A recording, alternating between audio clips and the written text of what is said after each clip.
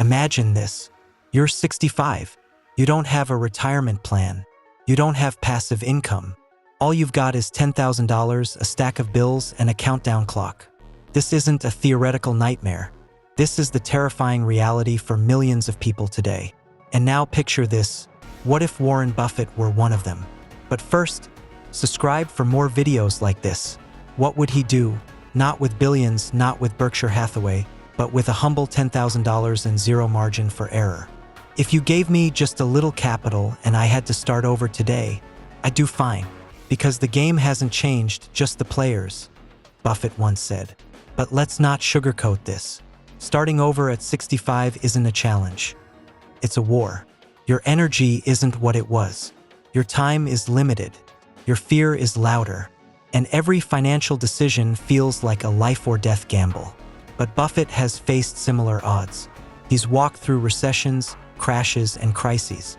And he's always come out on top, not because of luck, but because of mental strategy. And that's exactly what this story is about. Not how to survive, but how to rise when the world thinks you're out of time. So what's the plan? Let's find out. Warren Buffett's most repeated quote? Rule number 1, never lose money. Rule number 2, never forget rule number 1.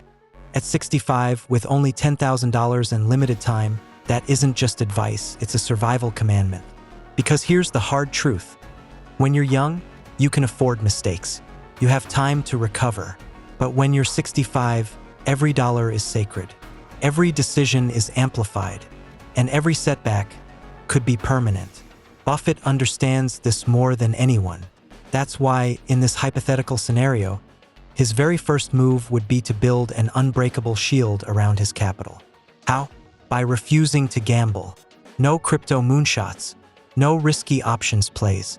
No stock tips from a Reddit thread. Because when Buffett plays defense, he doesn't just protect, he waits. He observes. He positions himself like a lion in the tall grass. He doesn't chase trends.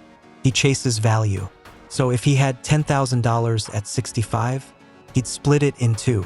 Immediately, $5,000 would be preserved in cash-equivalent safety, short-term U.S. Treasuries, high-yield savings, or money market funds.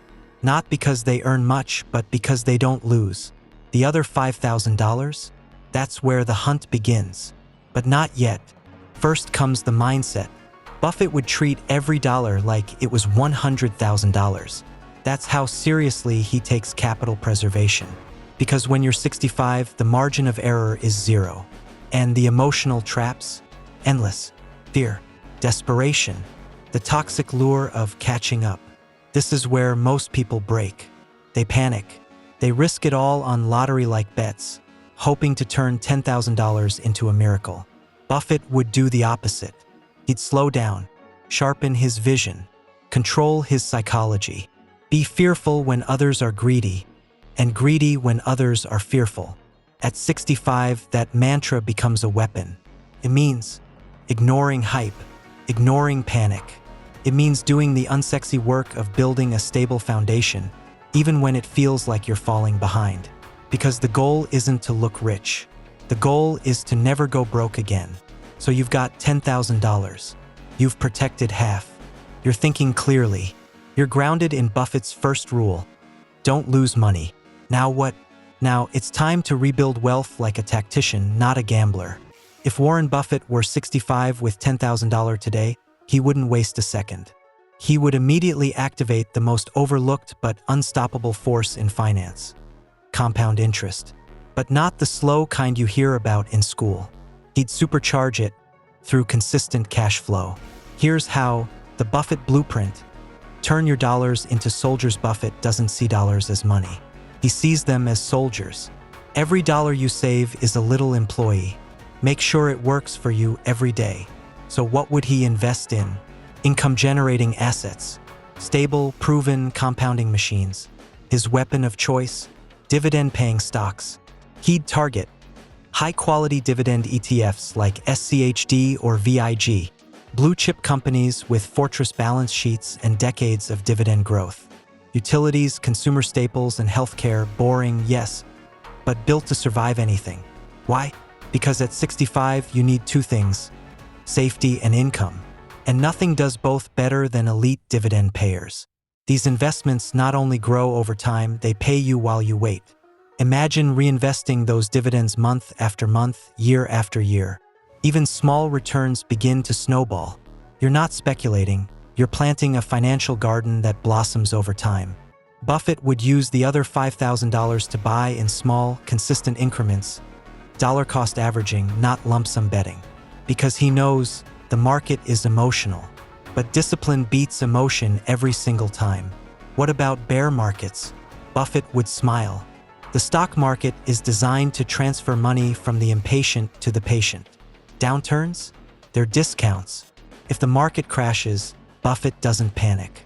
He buys more. And if you're 65, that mindset is everything.